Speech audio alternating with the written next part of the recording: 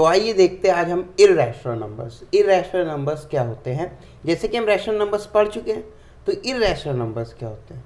ठीक है, irrational numbers वो होते हैं जो नॉन टर्मिनेटिंग हो और नॉन रिपीटिंग डेसिमल्स हो, यानी जो हमें नॉन टर्मिनेटिंग डेसिमल्स दें और नॉन रिपीटिंग डेसिमल्स दें। देखिए, टर्मिनेटिंग और रिपीटिंग क्या है, रैशनल नंबर्स, और जो नहीं है टर्मिनेटिंग और रिपीटिंग, ये टर्मिनेटिंग है और रिपीटिंग नहीं है, वो क्या है, इर्रेशनल नंबर्स। देखिए, नॉन लग गया तो इर्रेशनल नंबर्स। ठीक है, आइए फॉर एग्जांपल के लिए मैं आपको समझाता हूँ। जैसे कि मैं एक एग्जांपल ले लूँ कि 0.0020202 डैश जब तक का आगे बढ़ जाएगा। ठीक है, अब देखिए, टर्मिनेटिंग है मतलब कोई आगे तक डिजिट जाए और कहीं पे जाकर रुक जाए। ठीक, जैसे कि ये देखिए 0.346, ये क्या है, टर्मिनेटिंग, तो यानी ये रैशनल नंबर्स है। या फिर कोई नंबर रिपीट करे, ये तो टर्मिनेटिंग हो गया हमारा। ठीक है, या तो कोई नंबर रिपीट हो, जैसे कि हमने मान लिया कि एग्जांपल के रिपीटिंग के लिए 0.22222, तो ये हम क्या कर देते हैं, 2 बार लगा देते थे। ठीक है, तो ये भी हमारा क्या हो जाता था, रैशनल नंबर्स, क्योंकि ये क्या कर रहा है, 2 रिपीट कर रहा है। पर यहाँ पे देखिए 2 0 है, 2 000 है, 2 40, तो ये कोई रिपीट नहीं हो रहा है, तो ये हमारा क्या है, इर्रेशनल नंबर्स। ना ही ये रिपीट हो रहा है, ना ही ये टर्मिनेट हो रहा है, ना ही ये कुछ डिजिट तक आगे चल रहा है और फिर रुक जा रहा है, ऐसा भी नहीं हो रहा है। तो ये हमारे क्या है, इर्रेशनल नंबर। और इर्रेशनल नंबर क्या होते हैं, जो परफेक्ट स्क्वायर नहीं होते, क्यों, जिनका परफेक्ट स्क्वायर नहीं होता है, और वो क्या होते हैं, रूट पे होते हैं, जैसे √2। अब √4 नहीं है, क्यों, क्योंकि √4 एक परफेक्ट स्क्वायर है, तो अगर उसका रूट करेंगे भी तो वो स्क्वायर √2 आ जाएगा हमेशा। ठीक है, तो ये बात है। जैसे √10, √12, ये सब क्या है, ये परफेक्ट स्क्वायर नहीं है, और इनका अगर रूट लिया जाएगा तो नहीं होगा। ऐसे ही क्यूब रूट, ठीक है, cube root not perfect cube. Okay, ये है इर्रेशनल नंबर्स। अब इर्रेशनल नंबर्स को हम जैसे कि मान ले पाई के फॉर्मूला है, तो पाई हमारा क्या है, 3.14 डैश जाता है। ठीक है, तो कुछ डिजिट आती हैं आगे, तो ये क्या है, ये इर्रेशनल नंबर्स है। क्यों, क्योंकि ना ये रिपीट हो रहा है, ना ये टर्मिनेट हो रहा है, तो ये तो इर्रेशनल नंबर्स है। पर लेकिन 22/7 की बात करें तो ये रैशनल नंबर्स है। ठीक है, क्योंकि ये p/q फॉर्म में है, तो ये रैशनल नंबर्स है। लेकिन अगर पाई की बात करें तो ये रैशनल नंबर्स है। आपको समझ लें, इर्रेशनल और रैशनल को अगर हम ऐड करेंगे तो हमें इर्रेशनल ही मिलेगा। ठीक, अब जैसे कि फॉर एग्जांपल मैं एक एग्जांपल ले लूँ, जैसे कि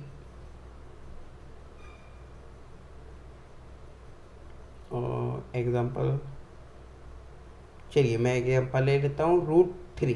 ठीक, और यहाँ पे ले लेते हैं हम 3, तो हमारा क्या है, 3 + √3, तो ये क्या है, ये एक इर्रेशनल तो है। ठीक है, तो यही बात थी कि जो रैशनल और इर्रेशनल ऐड होंगे तो इर्रेशनल ही आएगा। अब सोचिए, मान लीजिए √3 का 1.76 है और फिर उसमें 3 जोड़ दें तो 4.766 फिर वैसा ही बन जाएगा, तो ये भी तो इर्रेशनल ही होगा, इसलिए। ओके, आइए, सो क्लियर। अब आगे हम समझाते हैं। और रैशनल जोड़ेंगे तो रैशनल नंबर होगा। इर्रेशनल और इर्रेशनल जोड़ेंगे तो या तो वो कभी रैशनल होगा या वो इर्रेशनल रहेगा। ये कैसे, आइए आगे समझते हैं।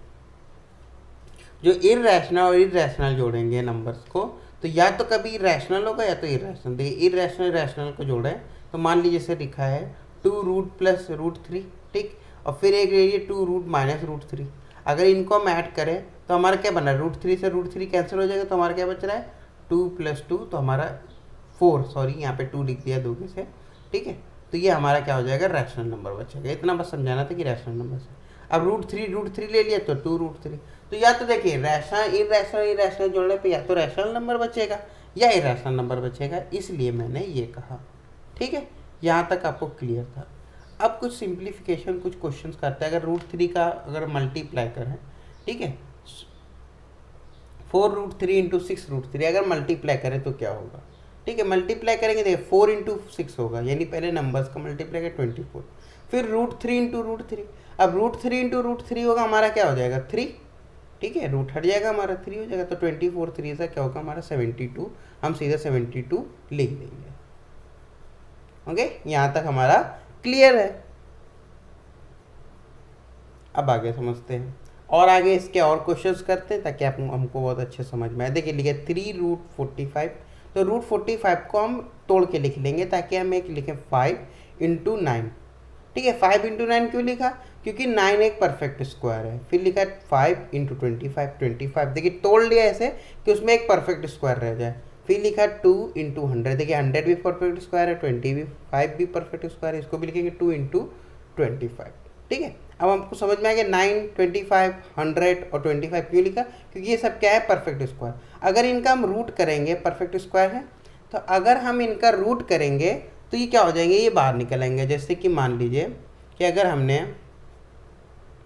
√4 का हमने रूट लिया तो वो क्या हो जाएगा, 2 बन के निकल जाएगा, क्योंकि अगर पेयर बन जाएंगे तो वो 2 बन के निकल जाएगा। ये तो पुरानी क्लास का है, 8 और 7th क्लास का है। ठीक है, तब भी मैं आपको बता रहा हूँ। ठीक है, अब मान लीजिए √2 है, वो तो नहीं निकल पाएगा।